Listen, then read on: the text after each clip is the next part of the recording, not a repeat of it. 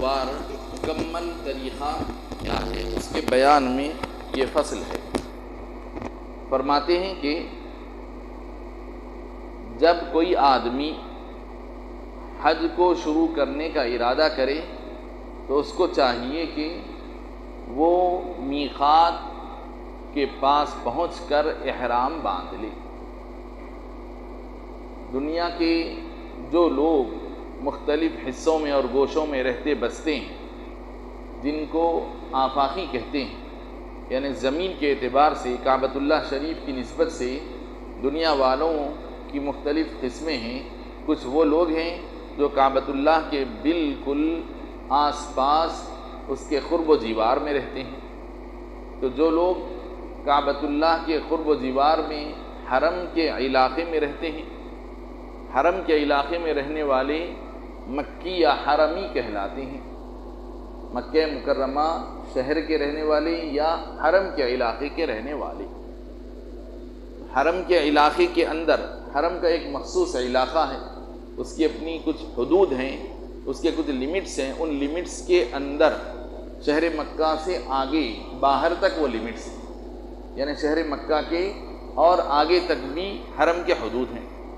تو ان کعبۃ اللہ شریف سے لے کر ان حدود کے اندر جو لوگ رہتے بستے ہیں وہ حرم کے باشندے یا مکی کہلاتے ہیں۔ اور جو لوگ اس حدود حرم کے باہر رہتے ہیں، حدود حرم کے باہر جو بھی ہوگا، چاہے وہ ہندوستان کا ہو، پاکستان کا ہو، امریکہ کا ہو، کینیڈا کا ہو، وہ افریقہ کا ہو، آسٹریلیا کا ہو، کسی بھی بر اعظم کا ہو، وہ حرم والا تو نہیں، اس کو کہتے ہیں آفاقی۔ آفاق کا مطلب دنیا کے مختلف گوشے کنارے۔ تو حرم کے اندر جو رہنے والے ہیں یہ حرمی اور مکی ہیں، اور جو اس حرم کے باہر ہیں، چاہے وہ اس جانب ہوں، نارتھ میں ہوں، ویسٹ میں ہوں، ایسٹ میں ہوں، ساؤتھ میں ہوں، کسی بھی دنیا کے کسی بھی خطے میں کیوں نہ رہتے ہوں، وہ سب آفاقی کہلاتے ہیں۔ تو آفاقی جو لوگ ہیں ان کے لیے مسئلہ یہ ہے کہ آفاقی آدمی جو حرم کے باہر والا ہے، وہ جب کعبۃ اللہ شریف کی زیارت کے لیے جا رہا ہو تو یوں ہی اٹھ کر چلا نہیں جا سکتا۔ یوں ہی ارادہ کر لیا اور نکل کر شہر مکہ میں داخل ہو گیا اور کعبۃ اللہ کی زیارت اور اس کا دیدار کر کے آ گیا، ایسا نہیں ہو سکتا۔ یہ کعبۃ اللہ کے احترام کے خلاف ہے۔ اس لیے اللہ رب العزت کی طرف سے شریعت میں یہ قاعدہ، یہ طریقہ مقرر کیا گیا کہ جو کوئی آدمی دنیا جہاں کے خطوں سے کعبۃ اللہ کی زیارت کا ارادہ کر کے رواں ہوتا ہے تو اس کا کام یہ ہوگا، یا تو اپنے وطن سے یا پھر کم از کم میقات جس کو کہتے ہیں، یعنی حرم کے اطراف کچھ ایسے مقامات متعین کر دیے گئے دنیا بھر کے مختلف حصوں سے آنے والے لوگوں کے لیے کہ وہ ان مقامات کو کراس نہ کریں بغیر احرام کے، اگر وہ کعبۃ اللہ کی زیارت کا ارادہ رکھتے ہیں۔ تو اب ان میقات کے مقامات پر سے وہ گزرنے سے پہلے احرام باندھ لینا چاہیے۔ اس کے آگے وہ بغیر احرام کے نہیں جا سکتے، اس سے پہلے کہیں بھی احرام باندھ لے سکتے ہیں۔ وہ جو پوائنٹ ہیں، میقات کے 5 پوائنٹس متعین کیے گئے حرم کے اطراف، اور اس کے لیمٹس میں جو بھی علاقے آتے ہیں وہ 5 پوائنٹس کے حدود میں سمجھے جائیں گے۔ تو اب اس کے باہر آپ کہیں تک بھی اپنے وطن سے بغیر احرام کے چلتے ہوئے آ سکتے ہیں، جتنی دور چاہے آپ بغیر احرام کے آ سکتے ہیں، لیکن جیسے یہ پوائنٹ آ جائے گا میقات والا، اس کو آپ احرام کے بغیر عبور نہیں کر سکتے، کراس نہیں کر سکتے۔ اب اس کے آگے اگر آپ کو بڑھنا ہے یا تو کعبۃ اللہ شریف کے عمرے کی نیت سے یا پھر حج بیت اللہ کی نیت سے احرام باندھ کر ہی آپ آگے بڑھیں گے، ورنہ آدمی پر دم لازم آتا ہے، یعنی ایک بکرے کی قربانی دینا اس پر لازم ہو جاتا ہے۔ اسی لیے فرما رہے ہیں جب کوئی آدمی حج کی شروعات کا ارادہ کرے تو چاہیے کہ وہ میقات کے مقام سے احرام باندھ لے۔ مثلا رابغ ایک مقام ہے، رابغ ایک مقام ہے، میقات کے حصوں میں یہ نام پڑتا ہے۔ عام طور پر ہندوستانیوں کے لیے یلملم نامی میقات لگتی ہے ہندوستانیوں کے لیے، اسی طرح دیگر ممالک والوں کے لیے الگ الگ میقاتیں ہیں۔ تو اب یہ ایک رابغ مقام مثال کے طور پر بتا رہے ہیں، بطور مثال کے رابغ ہے، یا پھر کوئی اور بھی میقات ہو، تو اگر آدمی اس مقام پر پہنچ جائے تو وہاں سے احرام باندھ لے۔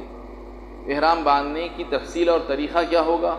کہ آدمی بہتر ہے کہ غسل کر لے اس مقام پر جہاں پر وہ احرام باندھنا چاہتا ہے، احرام باندھنے سے پہلے اچھی طرح سے غسل کر لے، یا کم از کم غسل نہ کر سکتا ہو پانی وغیرہ کی قلت کی وجہ سے وضو تو کر لے، لیکن پھر بھی غسل کرنا زیادہ اللہ کو پسند ہے، غسل شریعت میں مستحب ہے، خوب پاکی اس سے حاصل ہونے کی وجہ سے۔ چنانچہ اگر کوئی عورت ناپاکی کے ایام میں ہو، ناپاکی کی حالت میں ہے، ماہواری یا بچے کی پیدائش کے بعد نفاس کی حالت میں ہو، تو یہ بھی اگر احرام باندھنا چاہتے ہیں تو یہ خیال نہ کریں کہ ہم تو ناپاک ہیں، ناپاکی کے بعد ہی غسل کرنا ہوگا، ایسے نہیں، بلکہ ان کی ناپاکی کا سلسلہ چلتے رہنے کے باوجود ان کو احرام باندھنے کے لیے ان کو بھی اس مقام سے احرام باندھنا ہوگا، اور احرام باندھنے کے لیے ان کو بھی غسل کر لینا چاہیے، بشرطے کہ بچے کی پیدائش کے بعد جو زچہ خاتون ہوتی ہے، نفسا جس کو کہتے ہیں، نفاس والی خاتون، اس کو اس کے غسل کرنے، پانی نہانے سے کوئی نقصان نہ پہنچتا ہو، ڈاکٹر کی طرف سے اس کو پانی نہانے کی کوئی ممانعت نہ ہو، تو شریعت کی طرف سے اس کے حق میں غسل کرنا مستحب ہوگا۔ لیکن اگر اس کے لیے ڈاکٹر کی طرف سے ایسی کوئی پابندی ہے، پانی کی ممانعت ہے، تو پھر اس کو پانی نہیں نہانے کی بھی اجازت ہوگی۔ وَيُسْتَحَبُّ كَمَالُ النَّظَافَةِ بِقَصِّ الظُّفْرِ وَالشَّارِبِ وَنَتْفِ الْإِبِطِ وَحَلْقِ الْعَانَةِ وَجِمَاعِ الْأَهْلِ وَالدُّهْنِ وَلَوْ مُطَيَّبًا۔ اور پھر اس کے ساتھ ساتھ یعنی خالی غسل ہی نہ کرے، بلکہ غسل کرنے سے پہلے یہ بھی مستحب ہے، شریعت میں یہ بھی زیادہ پسندیدہ ہے کہ آدمی صرف پانی نہانے کے بجائے صفائی ستھرائی کا اور زیادہ سے زیادہ اہتمام کرنے کے لیے ناخن بھی تراش لے، اپنے مونچھ کو بھی کتر لے، تراش لے، اپنے بغل کے بالوں کو بھی صاف کر لے، اور زیر ناف بھی صاف کر لے، اور اپنے اہل سے قربت بھی کر لے، صحبت سے بھی فارغ ہو جائے، کیونکہ احرام باندھنے کے بعد حج کے ایام تک پھر وہ اپنے اہل سے صحبت نہیں کر سکتا ہے، اس لیے احرام باندھنے سے پہلے زوجہ سے صحبت سے فارغ ہو جائے اور تیل وغیرہ لگا لے، اگرچہ کہ تیل جو لگا رہا ہے خوشبودار ہو، لگا سکتا ہے احرام باندھنے سے پہلے، اس لیے کہ احرام باندھنے کے بعد خوشبو والا تیل استعمال نہیں کر سکتے ہیں، احرام باندھنے سے پہلے کی بات ہے، تو اس لیے کہہ رہے ہیں کہ احرام باندھنے سے پہلے ایک مرتبہ اپنے سر پر تیل ڈال لے، تیل کا استعمال کر لے، اگرچہ کہ خوشبودار کیوں نہ ہو، کیونکہ اس کے بعد اب غسل کرے گا آدمی، جب غسل کرے گا تو وہ تیل اور خوشبو سب نکل جائے گی۔ وَيَلْبَسُ الرَّجُلُ، اور پھر اب آدمی جب غسل کر لیا، اچھی طرح سے صفائی ستھرائی کا اہتمام کر لیا، تو اب احرام کا جو لباس ہوتا ہے، احرام کے لباس کے طور پر ایک اوپر والی قمیص کے طور پر ایک چادر اوڑھ لے، اور نیچے تہبند کے طور پر ایک اور چادر زیب تن کر لے۔ تو آدمی کو چاہیے کہ ایک ازار تہبند کے طور پر اور ایک چادر اوپر کے حصے میں، دو چادریں جملہ اپنے جسم پر زیب تن کر لے۔ بہتر ہے کہ دو نئی چادریں اگر میسر ہیں تو بہت اچھی بات ہے، بہتر ہے نئی چادریں ہیں تو بہت اچھی بات ہے،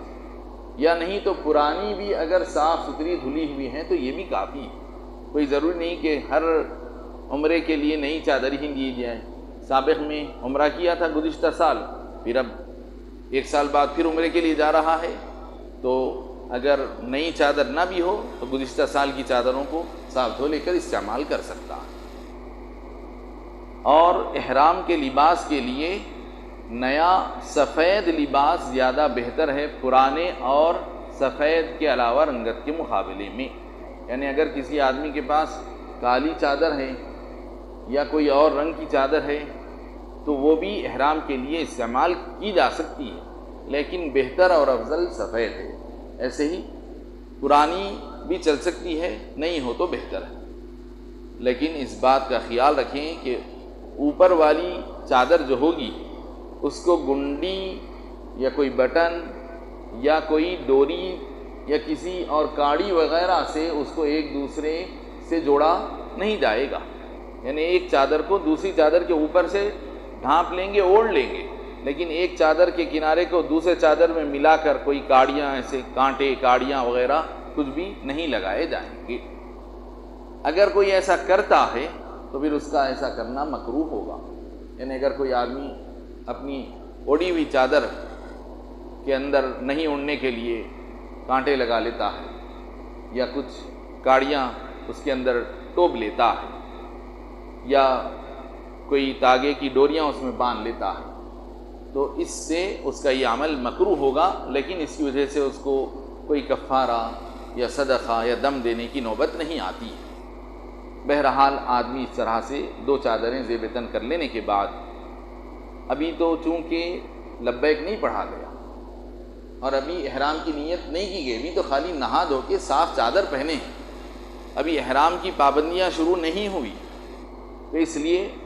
ابھی آپ خوشبو لگا سکتے ہیں۔ تو اس لیے بول رہے ہیں کہ ابھی آپ لبیک پڑھنے سے پہلے ایک مرتبہ خوشبو کا استعمال کر لیجیے۔ لبیک پڑھنے سے پہلے، نیت کرنے سے پہلے کی بات ہے۔ احرام کی چادر جو پہن لیے ہیں اس کے اوپر کچھ عطر لگا رہا ہے، ایک مرتبہ لگا لیجیے، اپنے جسم پر لگا لیجیے، ایک مرتبہ ایسا لگا لیجیے کہ پھر دوبارہ وہ جسم کا ایک مرتبہ یہاں اچھی طرح سے لگا دیجیے۔ لگانے کے بعد اس کے اوپر کچھ کچا پن ایسا مت چھوڑیے کہ پھر کچھ دیر کے بعد اگر ہاتھ یہاں سے یوں لگتا ہے تو پھر یہاں کا یہاں لگتا ہے تو پھر یہ گڑبڑ ہوگی، ایسا نہیں ہونا چاہیے۔ مثلا یہ کہ آپ نیت کرنے سے پہلے یہاں لگائے، وہ کچا چھوڑ دیا آپ اس کو، پھر نیت کر لیے، نیت کرنے کے بعد اب یہ ہاتھ اس کے اوپر رکھے، جیسے کہ نماز پڑھنے کے لیے آپ ہاتھ یوں باندھتے، جیسے یوں ہاتھ باندھے ادھر لگ گیا، تو یہ ادھر تو پہلے لگا تھا، لیکن یہ جو لگا اب آپ کو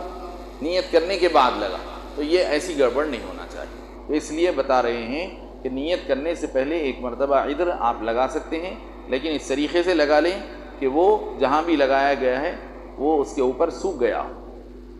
اچھی طرح سے پوچھ دیا گیا ہو۔ اور عطر لگانے کے بعد دوگانے احرام پڑھ لینا چاہیے، یعنی 2 رکعت نفل احرام کی نیت سے پڑھ لیں، اور جب نماز سے فارغ ہو جائیں تو اس کے بعد اس طرح نیت کے طور پر اللہ کے حضور یہ کلمات ادا کریں: اللہم انی ارید الحج فیسرہ لی وتقبلہ منی۔ اور اگر عمرے کا ارادہ کرتا ہے تو یوں کہے: اللہم انی ارید العمرۃ فیسرہا لی وتقبلہا منی، یعنی اے اللہ میں حج کا ارادہ کرتا ہوں، یا اے اللہ میں عمرے کا ارادہ کرتا ہوں، بس تو اس کو میرے لیے آسان بنا اور اس کو میری طرف سے قبول فرما۔ یہ اس طرح نیت کرنے کے بعد یہ نیت کے فوری ساتھ لبیک پڑھنا چاہیے، تلبیہ جس کو کہتے ہیں، تلبیہ پڑھنا چاہیے۔ خالی نیت آپ کر لیے، نیت کر لی کہ میں عمرے کا نیت سے احرام پہن لیا، نہا لیا، دھو لیا، یہ کپڑے احرام کے پہن لیا، اور نیت یہ ہے کہ میں حج کو جا رہا ہوں۔ جا کر آپ پلین میں بیٹھ گئے، ہوائی جہاز میں اڑ کر چلے بھی گئے، لیکن زبان سے ایک مرتبہ بھی لبیک نہیں پڑے تو آپ کا احرام نہیں شروع ہوگا۔ احرام میں آپ داخل ہونے کے لیے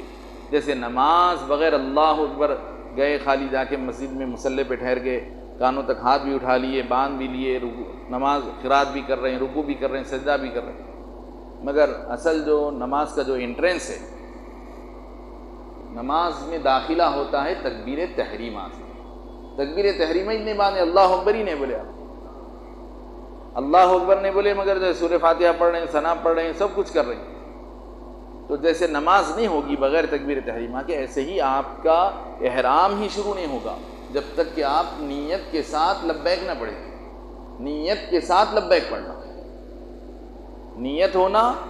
لبیک پڑھنا، نیت کرے لیکن لبیک نہیں پڑھے، احرام شروع نہیں ہوا۔ اچھا لبیک پڑھ لیے لیکن نیت نہیں کرے لبیک اب حج کو جانے کے حج کیمپ میں حج کی تربیت کے کلاسز چلتے رہتے، حج کی تربیت کے کلاسز میں لبیک بار بار پڑھاتے ہیں، تو اب لبیک تو پڑھ رہے ہیں لوگ، تو کیا لبیک پڑھنے سے احرام میں داخل ہو جائیں گے؟ نہیں ہوں۔ کیوں؟ ابھی تو نیت نہیں ہے، بس یہ تو پڑھنے کے لیے، سیکھنے کے لیے، ٹریننگ کے لیے، یاد کرنے کے لیے پڑھ رہے ہیں، تو نیت کے ساتھ جب تلبیہ پڑھیں گے تو احرام شروع ہوگا۔ اس کا خیال رکھنا چاہیے کہ نیت بھی ہو، تلبیہ پڑھیں، بغیر نیت کے تلبیہ کافی نہیں، تلبیہ کے بغیر نیت کافی نہیں۔ تو فرماتے ہیں وَلَبِّ دُبُرَ صَلَاتِكَ، یہ جو نفل نماز پڑھی گئی اس کے فوری پیچھے، فوری بعد تلبیہ پڑھیں، اور اس تلبیہ پڑھتے ہوئے حج یا عمرے کی نیت کر لیں۔ تلبیہ کے الفاظ کیا ہیں بتا رہے ہیں، وَهِيَ لَبَّيْكَ اللَّهُمَّ لَبَّيْكَ لَبَّيْكَ لَا شَرِيكَ لَكَ لَبَّيْكَ إِنَّ الْحَمْدَ وَالنِّعْمَةَ لَكَ وَالْمُلْكَ لَا شَرِيكَ لَكَ، کہ اے اللہ میں حاضر ہوں، اے اللہ میں حاضر ہوں، تیرا کوئی شریک نہیں ہے، میں حاضر ہوں تیری جناب میں، بے شک تمام تعریف اور نعمتیں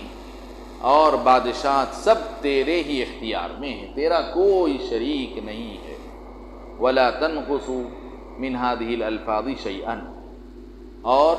یہ جتنے الفاظ بتائے گئے اس میں ایک لفظ کی بھی کمی کی گنجائش نہیں ہے، اس میں کچھ بھی کمی کیے بغیر لبیک پڑھنا، تو آپ کا تلبیہ پڑھنا درست ہے۔ لبیک اللہم لبیک لبیک لا شریک لک لبیک ان الحمد والنعمت لک والملک لا شریک لک۔ ہاں البتہ اس میں دو لفظ اور اضافہ کرے تو اچھا ہے، بہتر ہے، اتنا پڑھنے کے آگے دو لفظ اور اضافہ کر لیے تو بہت اچھی بات ہے۔ وہ کیا ہے؟ لبیک وسعدیک والخیر کلہ بیدیک لبیک والرغبا الیک والزیادۃ سنت۔ اتنے الفاظ اگر اضافہ کرتے ہیں تو بہتر ہے، حضور کی سنت سے ثابت ہے، لیکن یہ اضافہ نہیں کرتا ہے تو کوئی حرج نہیں، لیکن پہلے جو مین جتنا حصہ بتایا گیا وہ تو کمپلسری ہے، اس میں کمی نہیں ہوگی۔ یہ جو ایکسٹرا کلمات ہیں یہ پڑھتے ہیں تو بہتر ہے، یہ چھوڑ دیتے ہیں تو کوئی حرج نہیں۔ جو زائد کلمات ہیں وہ یہ لبیک وسعدیک، اے اللہ میں تیری جناب میں حاضر ہوں، تیری ہی جناب میں ہمارے لیے سعادت مندی اور ساری کی ساری خیر بھلائی تیرے ہی ہاتھ میں، ہم تیرے سامنے حاضر ہیں اور ہماری ساری رغبتیں، جستجو، شوق، ذوق سب تیری طرف۔ یہ اتنا اضافہ کر لینا سنت ہے۔ بہرحال یہاں تک یہ احرام باندھنے کا طریقہ بتایا گیا۔ اس کے بعد پھر